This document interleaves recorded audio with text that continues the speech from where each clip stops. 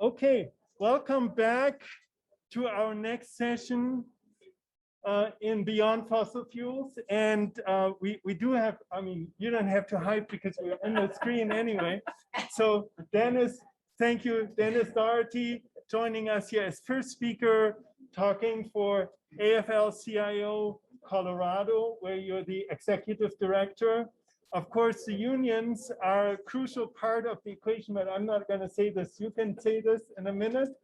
I have to say, we actually traveled to Germany together. And I don't know if this was a part of your presentation, but I thought I reveal this. So I'm also heavily biased towards Dennis, of course. Just saying, we went really right before the pandemic struck. I mean, it was the last possible trip. And it was a trip about the just transition. So spot on. Here we are again, 2 years later, basically. A lot has changed, but there's still a lot of work to be done on the just transition. So feel free, this microphone should transport your voice into the wide internet. And thank you for being here. Thank you for joining us. It's a pleasure to see you again after long pause. Thank you. Thank you, friend. Thank you, guys. Yeah. All right. I'm gonna also take out my mask. So in the new hybrid world, of course, with a camera on me, this is the first time I think I've done it this way. I'm like, did I groom appropriately this morning? Because and all of you at home, I'm sorry if you see anything here. It was wonderful to travel with Max in Germany. He was a wonderful host and a pleasure to get to know him. And I'm delighted to be here today to speak with everybody. So Dennis Doherty, once again, with the Colorado AFL-CIO. We are the State Federation of Labor Unions in Colorado. We represent 185 unions and over 130,000 members here. We've played, I think, a lead role in the just transition work here in the state, and wanted to speak a little bit about where we are and briefly how we've gotten here in Colorado, as well as the role of unions in the just transition. I'm certainly biased in that response, but I'll give you my 2 cents. So back in 2019, as a companion bill to House Bill 1261, which Micah talked about, we, along with environmental groups, environmental justice partners, came together and coalesced around House Bill 1314, which established the first Office of Just Transition in a state in the country. And since then, there has been some significant movement in the activity around just transition in the state. As of today, I believe the office not only has a director in place, but 3 full-time staff, which is really exciting because it was a process to get there. But the governor in his budget has prioritized making sure that office is fully staffed to execute the action plan, which was developed by the director of the office, also the directors of the Colorado Department of Labor and Employment and DOLA. But that was heavily informed by the advisory committee's draft plan. And that was a group of 19 folks still together. And I'm actually the chair of the advisory committee who had heavy inputs into what this transition is going to look like for Colorado. There was representatives from labor, from community, representatives from workers, representatives from industry, representatives from State House and State Senate, from disproportionately impacted communities, among others who coalesced. And I am happy to say, back to Heidi Binko's comments earlier today, one of the core tenets of the plan is that communities have the local community decision-making is central to everything that the committee, that our committee has discussed, and empowering local communities to figure out their next step is critical. It is critical to us that this is not a state-driven initiative, that the communities paint the vision for the future and what that looks like. I will say last session, $15 million in funding was approved for the office, 8 million of which is earmarked for the communities, 7 million of which is earmarked for the workforce. And this next round of legislative session We're looking to make a big ask from the ARP funds to the tune of $50 million, not 15. And as most of you know in the room, they're going through hearings right now and a task force to decide how they're going to use the $800 million in economic stimulus funds that they've kind of earmarked. So there's going to be, I hope, some publicity and a campaign around the importance of that money going to the Office of Just Transition. We're in talks of what that's going to look like. I want to say that that pales in comparison to what's needed to make this work. And, when we debated the bill back in 2019, it was on the table to include oil and gas workers as well as coal workers. We ultimately landed on coal workers because we wanted to show proof of concept. And that at the time was the industry that was most certain to go offline first, right? Pandemic notwithstanding, and some of the numbers that Micah shared, we had a very good sense that the 1,000 plus, and we had the number at the time at around 2,000 coal workers, power plant workers were going to lose their jobs at some point in the near future, right? Based on the closings that were already announced and based on some of the market forces at work here in Colorado. We estimate just for the coal workers, and this is something I want to make sure I leave an impression with folks on here. When you talk about just transition, that has to come with funds. That has to come with more than words from elected officials. It has to be backed up by money. It has to be backed up by making sure that there is a focused attention on this. It cannot be an out for anybody to move their purposes from an election standpoint.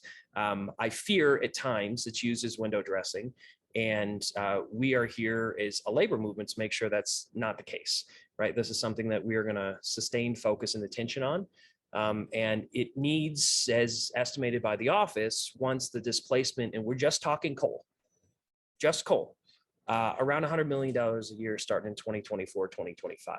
That's 1,000 plus workers. So you can do the math to what would be necessary for a transition for all oil and gas from where we sit. And it's not just, when we talk about transition, it's not just economic, it's identity, it's social. There's a lot of supports that are necessary to do this the correct way. And from where we stand, we feel labor, who represents workers within the industry, and especially as the largest worker-based advocacy organization in this state, it's incumbent upon us to make sure that the voice is front and center when transitions occur, along with voices of the community, right? And workers make up the community. I'm really proud of the labor movement in Colorado for taking a step in the right direction around this work. And I'm also really proud of them for recognizing that disproportionately impacted communities that have a coal mine or a power plant within their area are also front and center to this, that it's not just workers, the recognition and the importance of the voices community.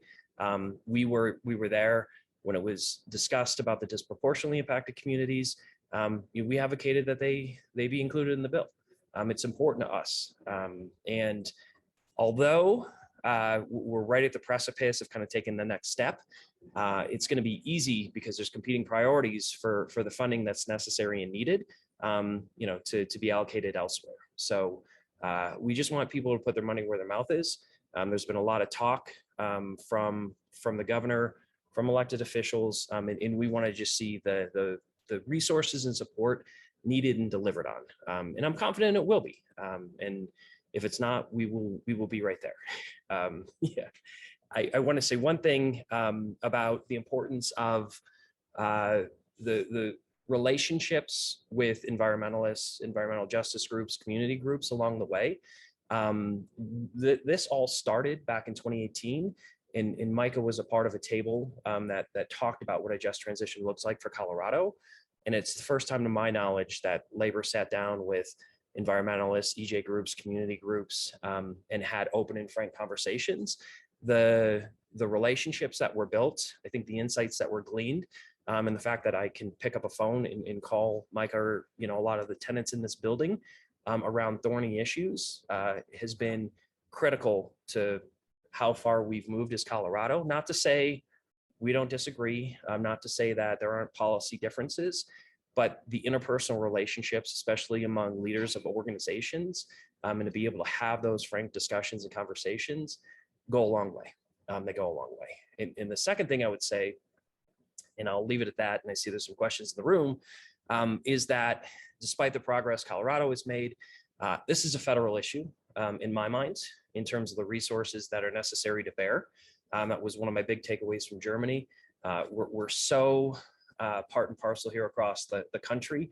I think there's disproportionate influence from coal plants, from coal mines, and not having a coordinated federal solution is not going to work long term.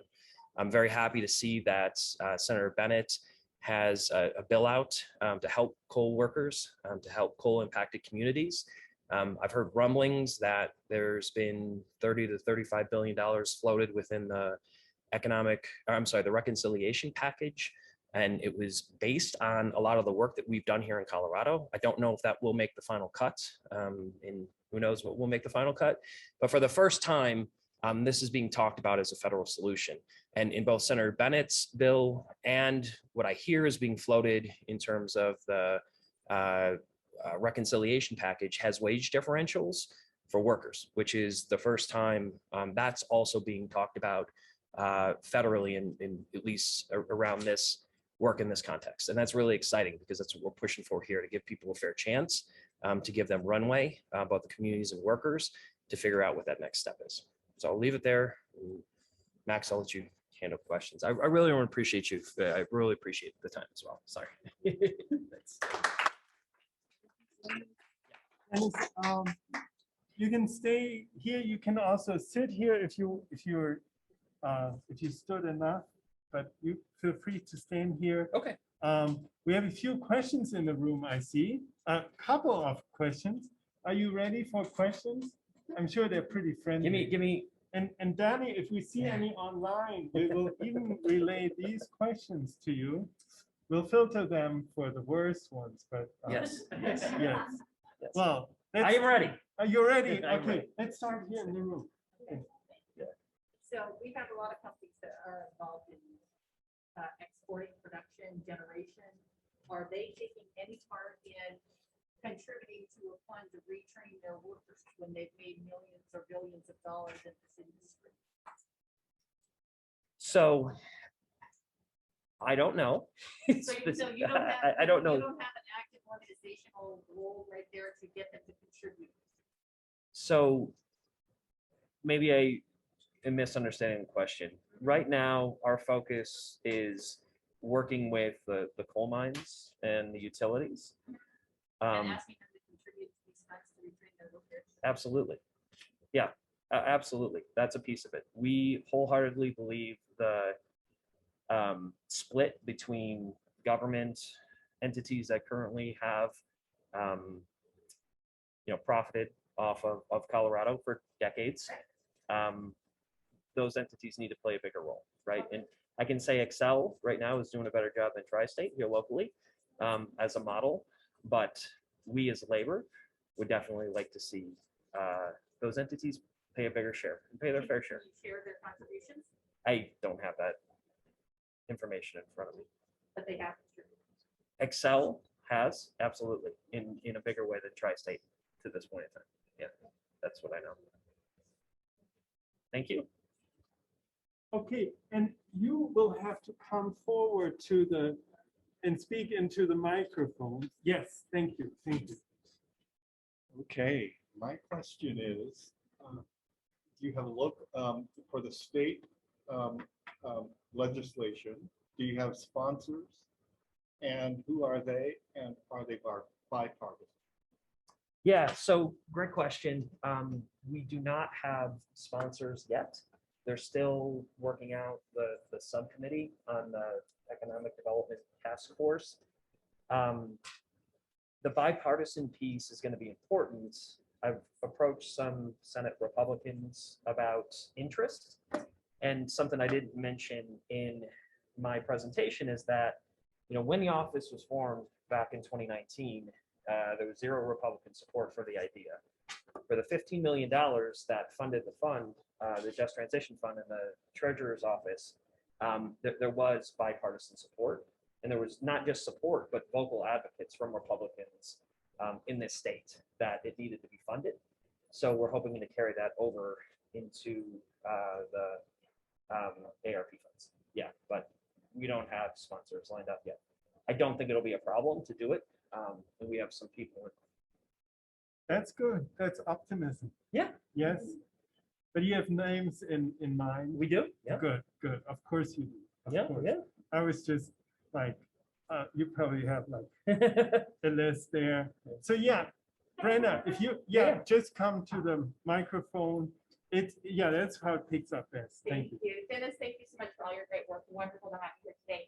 I wanted to understand a bit more the 100 million per community investment. Was that based on 2,000 jobs, or I guess how is that calculated? I'm just curious as we look at if we expand that model to fossil to oil and gas and the 21,000 jobs or so in the state now there. How could we apply that same model to look at the proportion of oil and gas as well? Thank you for the question. That was for workers, not communities. Okay. And that was based on a study that we helped commission by Robert Poland from the University of Massachusetts, Amherst. I'm sure the numbers have shifted, but this was back in 2018, where he broke down how much, based on the policy solutions we're driving for, which includes, prolonged healthcare after closure, which includes wage differential, which includes the social supports, which I spoke of. So that was based on the workers. That was not the community piece of it. And that was an estimate based off of his study. And based on 2,000. 18. Yeah, a little over 2,000. Thank you. Yeah. Great. Were there more questions in the room? No, not right now. Of course, you'll stay a little bit so we can talk some more later. Yeah. Danny, do we have more questions online right now? No. Excellent. Well, then you're for now. I would say not for long, but for now. Yeah. And thank you so much Thank for presenting your view and your strategy and vision for Just Transition in Colorado. Yeah. Thank you so much. Thank you. So on the other hand, we have sad news that the mayor of BOTTROP, unfortunately, is not able to join us tonight in person, but we do have a video that is actually very neat. And I'll just try to share this with you all. And if I can, it will take me a second. Bear with me. So I just have to optimize for video and everything. And there we go. Okay. Now, fingers crossed. Oh, and we should go back to the beginning of the video. So it's a video that is with him in English. So it's if you've read the program, so BERND TISCHLER is the mayor of BOTTROP, and BOTTROP is a former coal city in the west of Germany. So it's deep, hard coal mining, deep underground pits. So he'll talk to us now.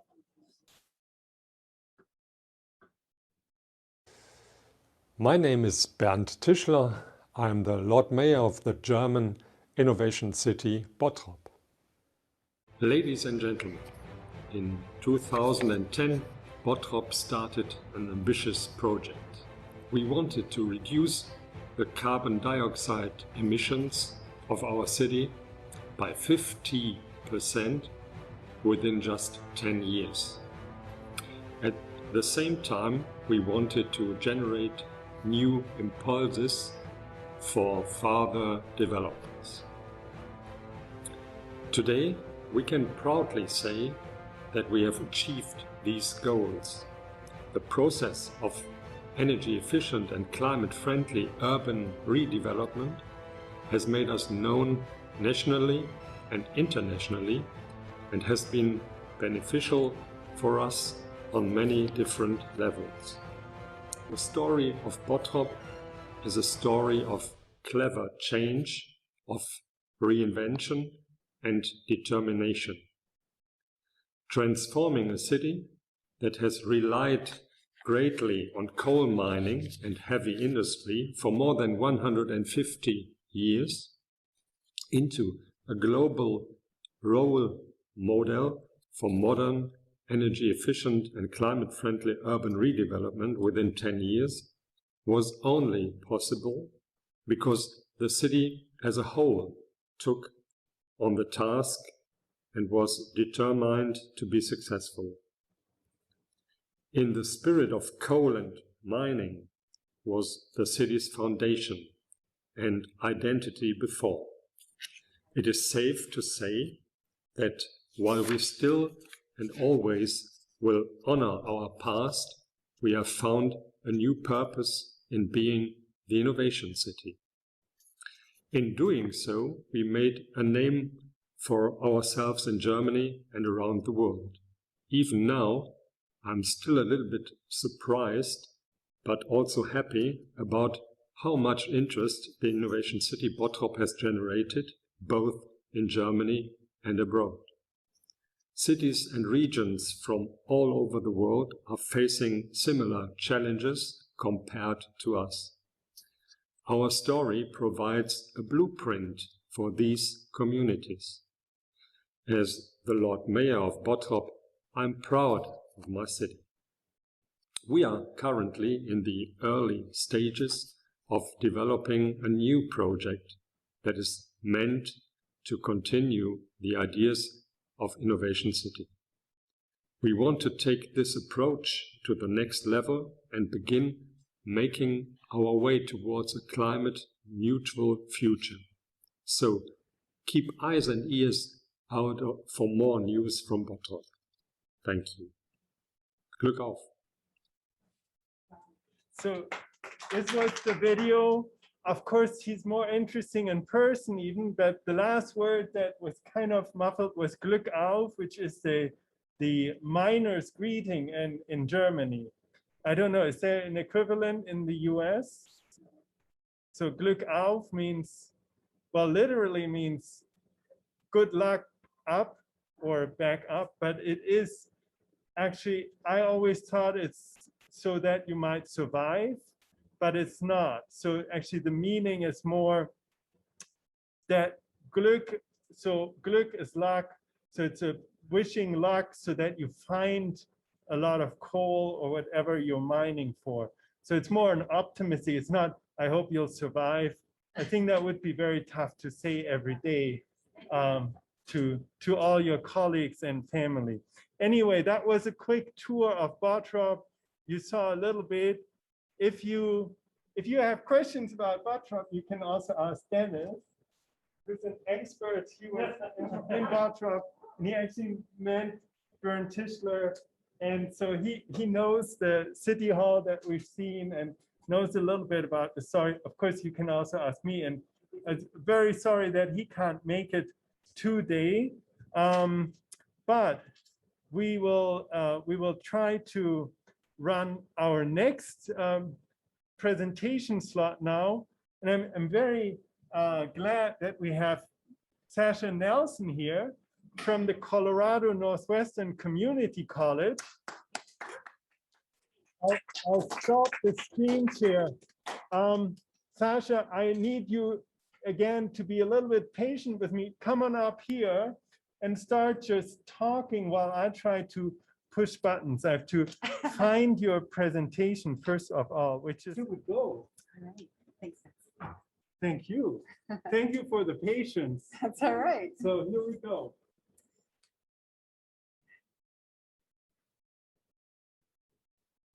Northwest Colorado is my birthplace and the ancestral land of the Mountain Utes and the people who stewarded the land before them. I pay my respects to the Indigenous and Native elders of past and present. Today, I speak to you a little of my story. My name is Sasha Nelson, and I currently work as Executive Director of Workforce Education and Economic Development for Colorado Northwestern Community College. I'll relate the story of the changes experienced by the current inhabitants of this remote and beautiful part of our beloved state of Colorado, the role of the college in bringing about a fair and just transition for my people. My story began in Steamboat Springs, Colorado, a small resort community over 3 miles and 2 mountain ranges, well, the Rockies, with 2 mountain passes to the west. It's a journey that takes quite some time and can be hazardous this time of year when we have winter storms rolling in. As a resort community, it can be very expensive to live. And so when I was young, we were dislocated from that resort west to Craig, Colorado. That's where I grew up. It was a community where coal was king. And unfortunately, my family were on the margins. I was the first in my family to graduate from college. And I was incredibly fortunate that college included graduate school in Australia, where I spent quite some time and worked there for a state environmental organization called Environment Victoria. In 2007, a debilitating back injury brought me back home to heal. And I spent the next 8.5 years working for an organization on a floor a few levels above us called Conservation Colorado. I was working for public lands preservation. In that time, it was a real struggle for me personally because there was a growing rift between my community and the environmental community. After all of the years of struggle, I decided that instead of feeling like a bridge builder, I felt like I was being penalized by both of my communities. And so I took a step back, I rebranded myself as a journalist, and I began telling stories from our small local paper, the Craig Press. For 3 years, I wrote and reported and then edited that newspaper. But it was excruciating sitting on the sidelines, watching others struggle with these challenges. And so in April of 2019, I made the leap back into a different type of work, working at the community college. We're famous for our paleontology program. So Northwest Colorado is a vast region, larger than a few states in our nation. In the far Northwest, we typically include 3 counties, Moffett, Routt, and Rio Blanco. The largest city of these 3 counties is my birthplace, Steamboat Springs, and in 2020, the US Census said we had about 14,000 people in that community. The smallest town to the west is Maybell, Colorado, where 76 people currently live. The entire greater Northwest region of those 3 counties is around 45,000 people in total. The distance, we're 180 miles or 290 kilometers from Grand Junction, the largest city on the western slope of Colorado, and we're 195 miles or 314 kilometers from Denver. The vast remoteness poses challenges to commerce. It also provides abundance, natural resources, wildlife, water, grazing lands, and mineral wealth. The region relies on agriculture, outdoor recreation, tourism, and extraction. In the 1960s and early 1970s, the mines in Northwest Colorado were touted as the cleanest coal in the world and the responsible choice for powering our nation. As a result, it culminated in the construction of coal-fired electric generating stations in Hayden in 1962, the Craig Station in 1979, and to the west of us in Utah, the Bonanza Station that came online in 1985. At peak production, the 3 plants were supported by 3 underground mining operations and 2 surface mines. Coal mining employment has been dropping though, as we went from construction to production in the 1980s and efficiencies were found. The need for workers diminished, and that continues to drop naturally, according to the CU Lead School of Business report in December of 2020. The impact of climate change has created a global shift away from coal. And in January of 2020, Tri-State Generation and Transmission, the owners and operators of the Craig Station, announced a 2030 date for full closure of that station. Soon thereafter were announcements by all coal mines and other generating power plants in the region about their closures.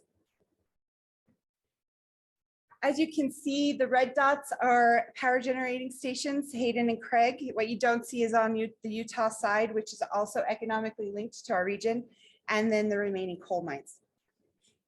Total closure represents the job loss of about 1,000 people. Dennis mentioned that estimate for coal jobs in the state of Colorado is around 2,000. So my weak math calculations would put us at about 50% of those jobs. What does this mean in real terms? Because 1,000 people in a city the size of Denver, or perhaps in the community where you live, does not seem like a significant number. So this economist, Dr. Nathan Perry, tried to capture the true impact that we will be feeling. In his words, economic Armageddon, as we will experience employment percent, a total loss on the low side in Routt County of about 5%, and on the high side in Moffat County of about 20%. This represents a regional gross domestic product percentage loss of between just over 11% in Routt County and upwards of 47% in Moffat County. Now, the employment figures represent not only the primary job loss of coal, but also secondary losses from other jobs directly associated with the coal industry. Keeping in mind the time frame of these announcements, it was January of 2020. In March of 2020, the pandemic became very real for the United States. So climate change and the pandemic are now combining. Businesses across a range of sectors are facing catastrophic losses, resulting in millions of workers vulnerable to layoffs. What will it take to reskill entire industries? According to the Harvard Business Review in July of 2020, it will take education. We at Colorado Northwestern Community College are poised to answer that need. As our new president, Dr. Lisa Jones, who took over in July, likes to say, we are part of the community and the community is part of us. When Tri-State made its announcement, we were actually teaching a hillside away at the nearby mine. And the next day we were meeting with Tri-State officials, supporting them as they came to terms with the news. 2 weeks later, we were meeting directly with the impacted employees to discuss their opportunities. COVID-19 has disrupted our work. However, we've continued as much as we can in whatever ways we can to aid and support this transition. We've been learning as much as possible from communities well down the path in their transitions. And we created my department, which is something very brand new for the college, to strategically focus on support for workforce and reskilling. I'm thrilled to be here with all of you. I have such gratitude in my heart for Max to arrange the event and everybody who supported it today and who is giving your brains and your passion and your ideas to each other. And I'm thrilled to be here learning from our German friends.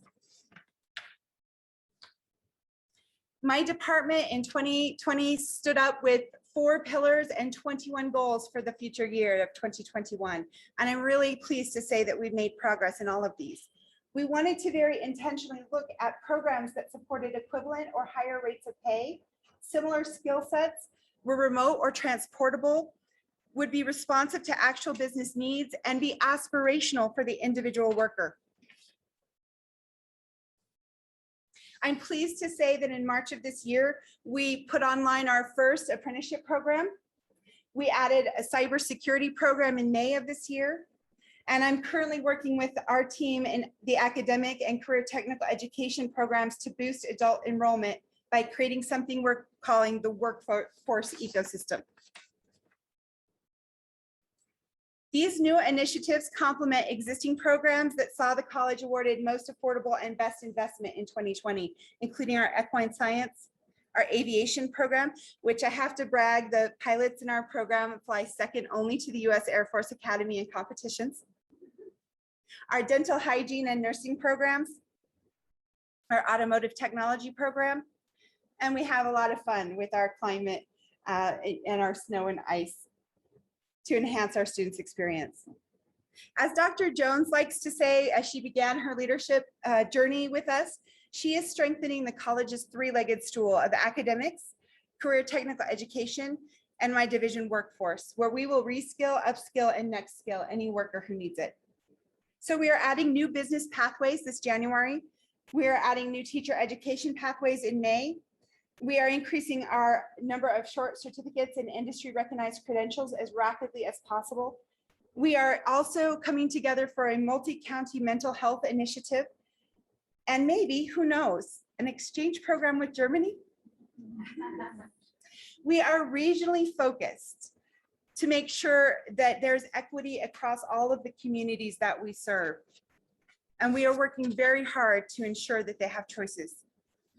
Northwest Colorado can be a very difficult place to live.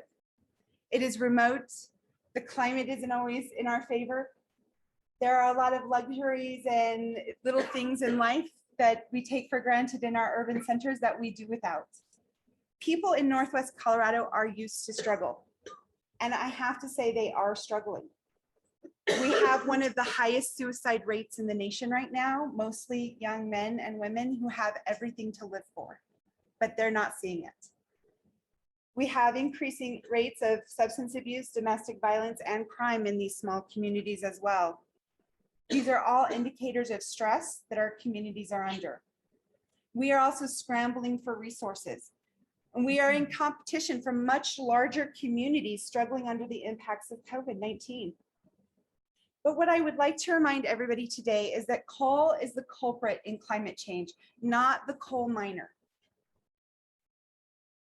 And so we need to remember them as fundamentally victims of climate change. We are asking them not to simply move from one job to another. They are being asked to change their way of life. And it is my hope that we respond to their natural confusion, anger, fear, and sadness with empathy, kindness, understanding, and hope.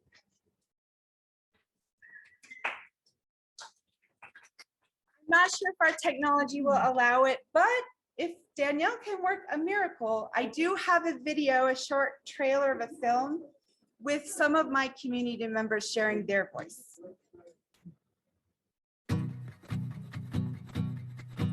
Craig is a very close-knit community. Everyone takes care of each other. If someone is struggling, the community rallies. And it's a coal town. Coal is huge here. Within the next 10 years, Craig is going to go through a dramatic change. The power plant will close, and also the mines that feed it will probably end up closing. Everybody in this community in one way or the other is affected by the transition. I genuinely am concerned about a lot of the guys out here. 45% of our revenues is going to be going away. And when that happens, you turn a community upside down. But we have to be positive. We have to be forward thinking. It's not like this community is sitting on their hands doing nothing. But it's going to be a transition and it's going to be a struggle. And yeah, it's hard.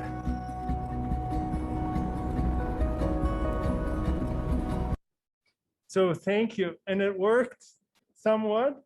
Wonderful. Thank you for sharing the video. Yeah, is it, I guess not for me, but for Sasha. Sasha, do you want to come back and we take the question? Oh yeah. If I can find the mouse here, I think I make. Okay, mining is notorious for closing mines in the second market prices. Oh, the second market prices dip below profitability. Has anything been learned from those bust boom cycles regarding reskilling and broadening?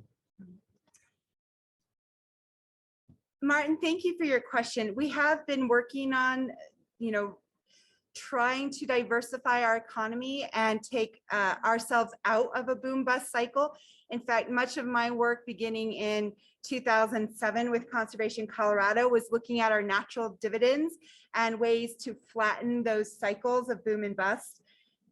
What we're curious to discover is that several of these corporations have not yet figured out what the next phase looks for them. And so we're closely monitoring to make sure that we're not put in a situation as a community where those choices drive our ability to make changes and fully diversify our economy and really help to get out of that damaging cycle. So I hope that's answered your question. I'm not an economist, but have been doing this work for quite some time and a lot of hard thinking about what tools can we use to stabilize and sustain our economy long into the future in a way that is genuinely helpful for not only our community, but our state, our planet. We are people who care deeply about the land and its inhabitants, human as well as non-human. And so I think that we want to do the best. And again, in the 70s, 60s and 70s, that's what we were told we were doing, right? The cleanest coal in the world. And so we are now shifting our mentality towards, well, we were the heroes at one point. That is no longer true. What can we do to rebuild ourselves, our identity, our sense of place, and have the means to do that for our families far into the future?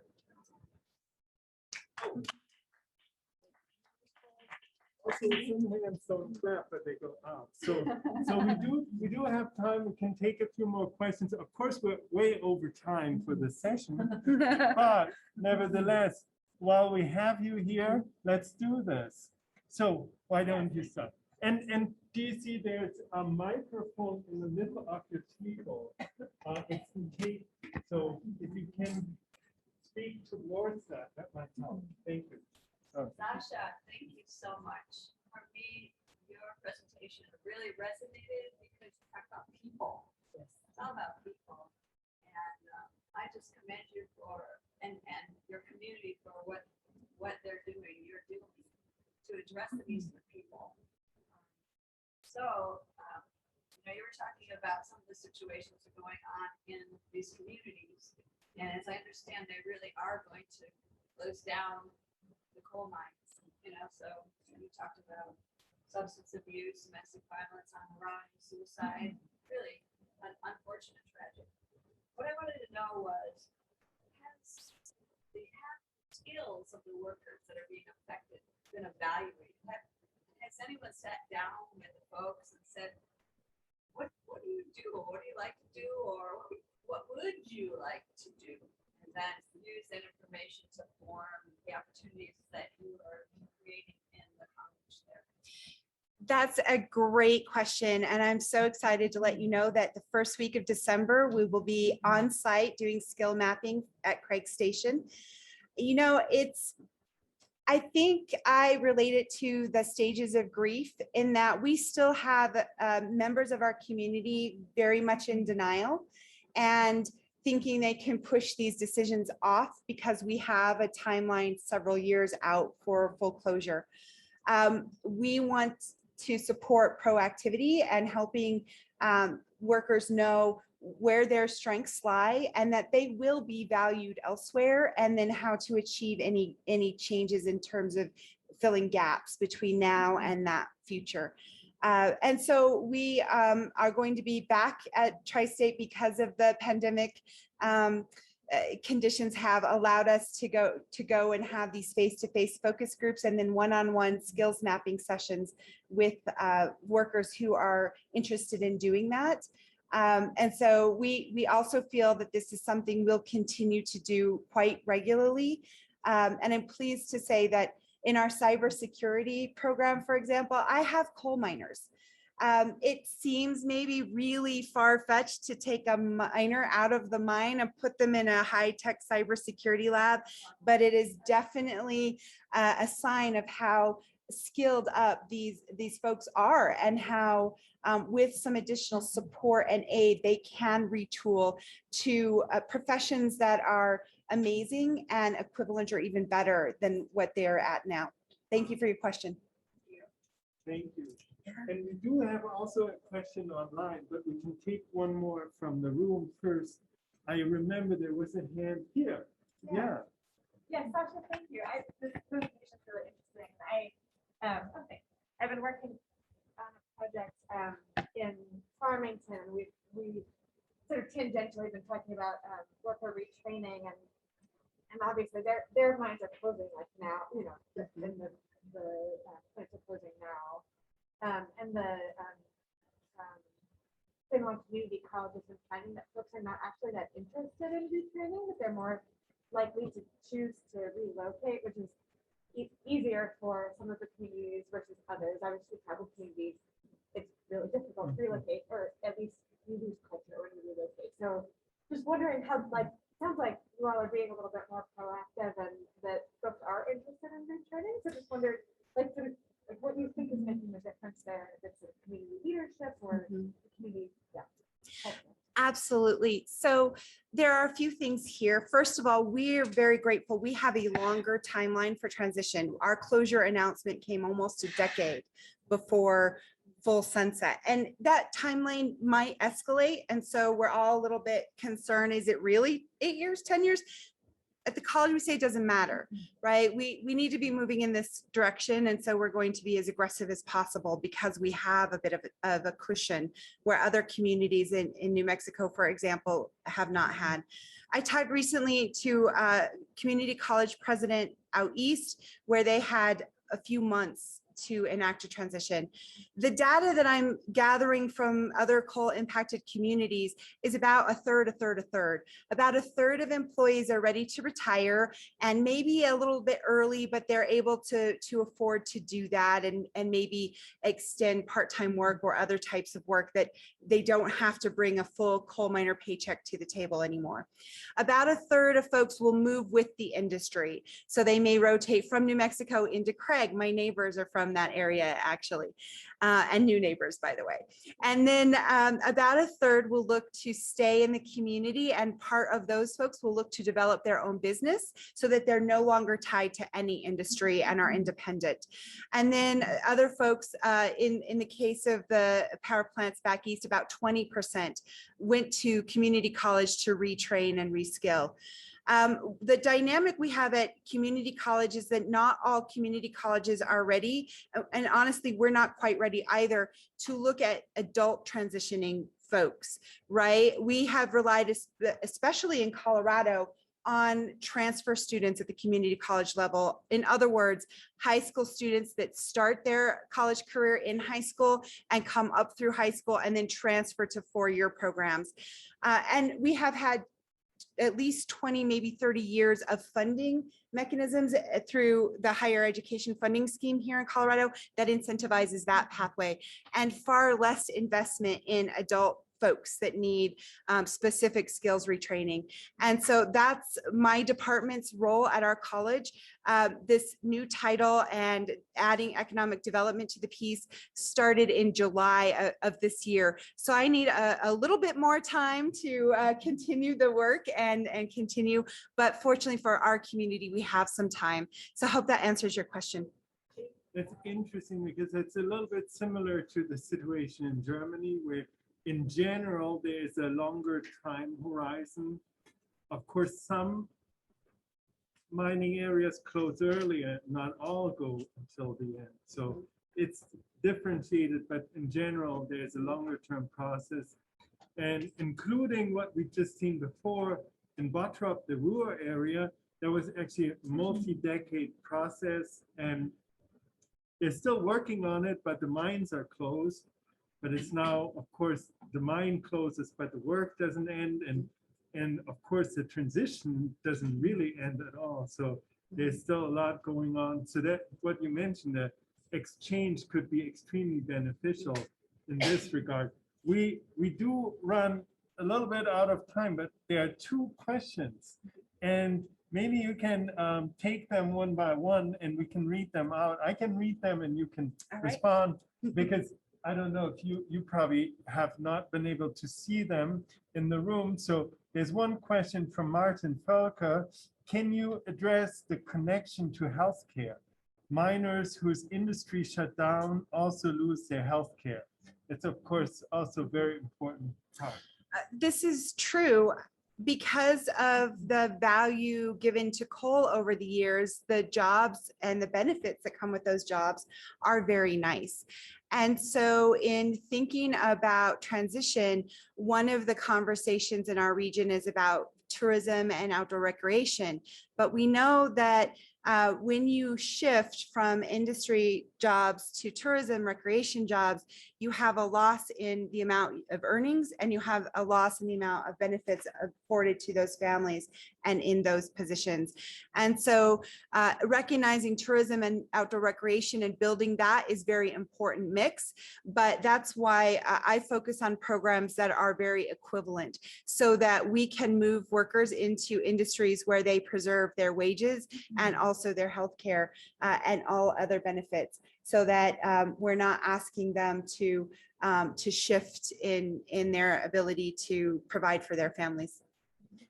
Thank you. Now, last question for this panel, for this session. So it's an anonymous question. So I hope, do you have any renewable energy development in Northwestern Colorado and technical training to build, maintain it? Do you have other mining potential for non-coal like lithium, which could be beneficial for the renewables industries?